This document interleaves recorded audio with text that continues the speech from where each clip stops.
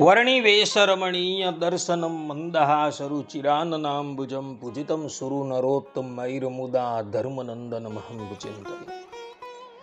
અસતોમાં ષડગમય તમસોમાં જ્યોતિર્ગમય મૃત્યુર્મા અમૃતમ ગમય. ઓમ શાંતિ શાંતિ શાંતિ. અસ્મદ્ગુરુ સમારંભાં નાથયામૂન મધ્યમાં લક્ષ્મી વલ્લભ પર્યંતાં વંદે ગુરુ પરંપરા. આજની જ્ઞાન સભાની અંદર પધારનારા બધા જ ભગવદ ભક્તોને વેદાંતાચાર્ય, પુરાણ ઇતિહાસાચાર્ય અને ફિલોસોફી શાસ્ત્રી રાકેશભાઈના હેતપૂર્વક જય સ્વામિનારાયણ.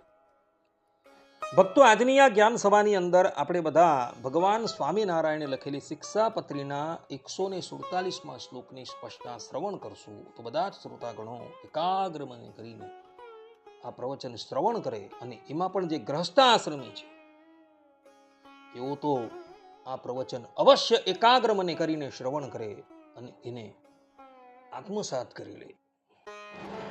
તો ભગવાન સ્વામિનારાયણ શિક્ષાપત્રીના 147મા શ્લોકમાં પોતાના સમસ્ત આશ્રિતોને આજ્ઞા કરતા કહે છે કે નિજ વૃત્તિ ઉદ્યમ પ્રાપ્ત ધન ધાન્યાદિતશ્ચ તૈઃ અર્પ્ય દશાંશ કૃષ્ણાય વિંશો અસત્વીહ દુર્બલૈઃ.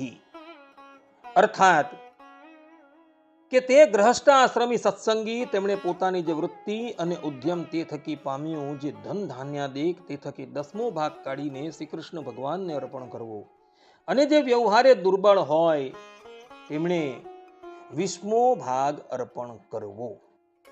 આ પ્રમાણે ભગવાન સ્વામિનારાયણે પોતાના સમસ્ત આશ્રિતોને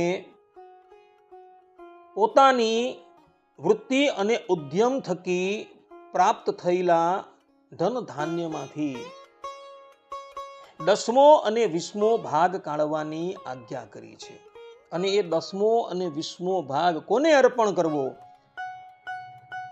તો તેની પણ આજ્ઞા કરતા ભગવાન સ્વામિનારાયણ કહે છે કે 10મો અને 20મો ભાગ શ્રી કૃષ્ણ ભગવાનને અર્પણ કરવો. અર્થાત કે પોતાના ઈષ્ટદેવ શ્રી કૃષ્ણ ભગવાનના મંદિરમાં જઈને એ મંદિરમાં એ ધર્માદો જમા કરાવવો. ભગવાન સ્વામિનારાયણે આ પ્રમાણેની જે આજ્ઞા આપી છે એવી જ આજ્ઞા ઋષિ મુનિઓએ સ્મૃતિ શાસ્ત્રોમાં પણ આપેલી છે. જેમ કે વૃદ્ધ પરાશર સ્મૃતિના 5મા અધ્યાયના 190મા શ્લોકમાં મહર્ષિ પરાશર કહે છે કે રાજ્યો દત્વા ચ ષડભાગમ દેવાનામ ચ વિંસકમ ત્રયત્રિંશમ ચ વિપ્રાણામ ઋષિ કરતા ન લિપ્યતે.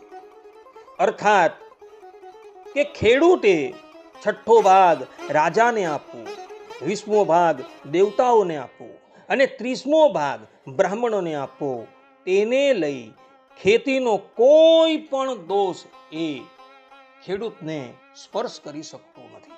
આ પ્રમાણે અહીં મહર્ષિ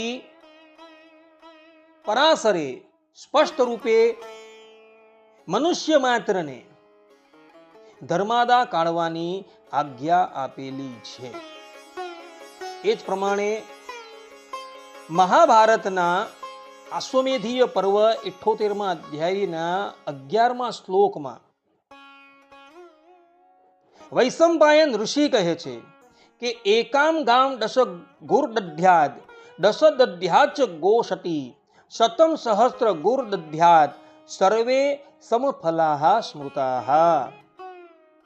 અર્થાત કે જે ગૃહસ્થની પાસે 10 ગાય હોય તે 1 ગાયનું દાન કરે, 100 ગાયો હોય તે 10 ગાયોનું દાન કરે, અને 1000 ગાયો હોય તે 100 ગાયોનું દાન કરે.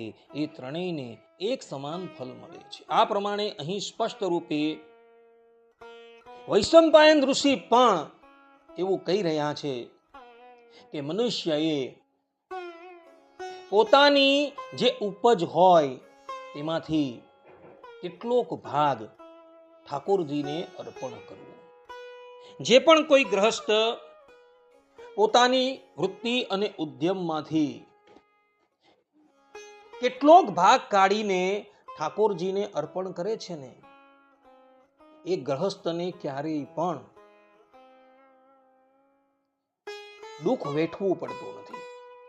એનો વ્યવહાર ભગવાનની કૃપાથી હંમેશા સુચારુ રૂપથી ચાલતું રહે છે.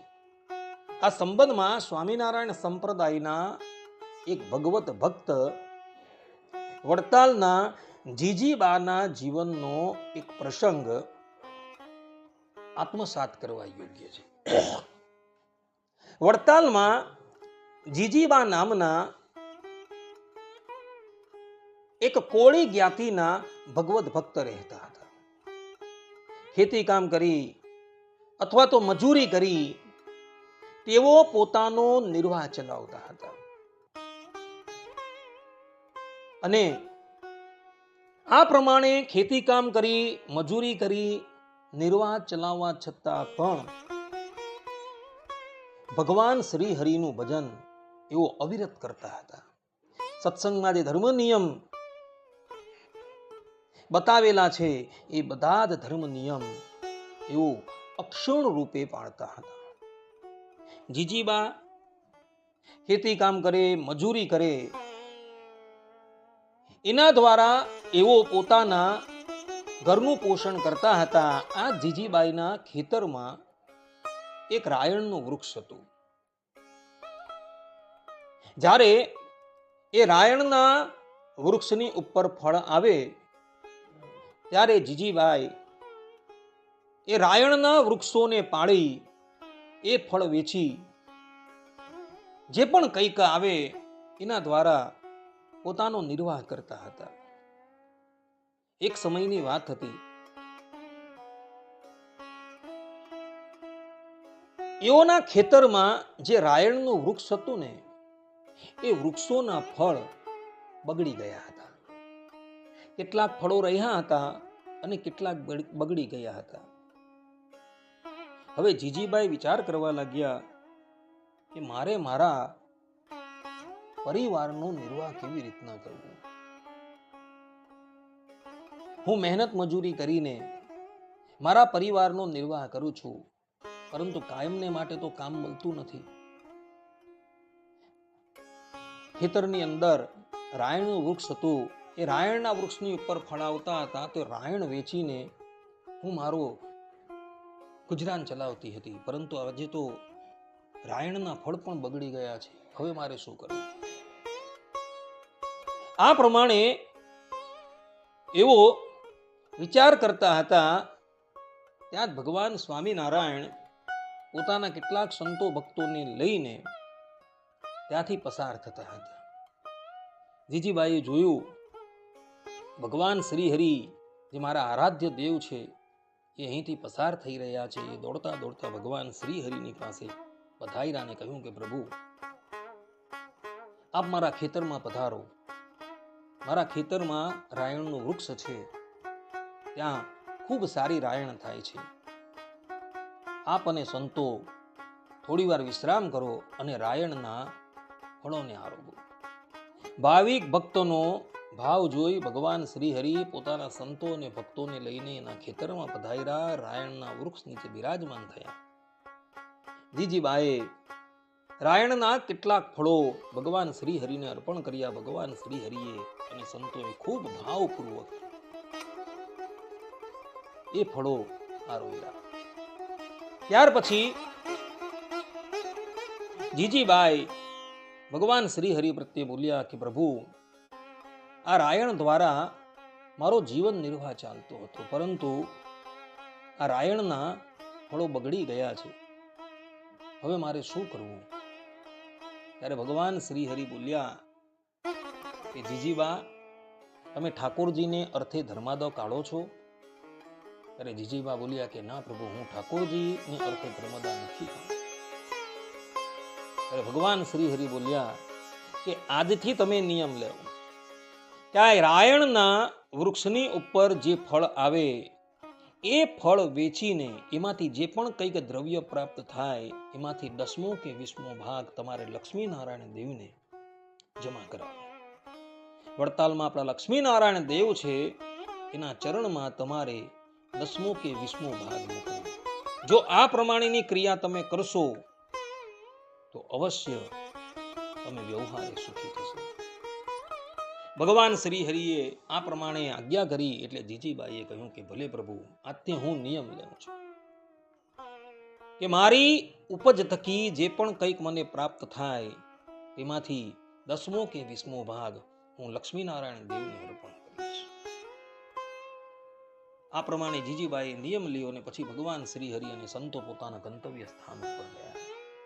કહેવાય છે કે જીજીબાઈએ જે દિવસથી આ પ્રમાણે નિયમ લીધો તે દિવસથી એવું વ્યવહારે સુખી થઈ ગયા હતા.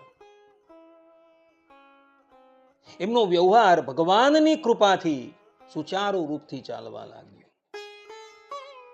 એમને પછી જીવનની અંદર ક્યારેય પણ કષ્ટનો અનુભવ થયો ન હતો.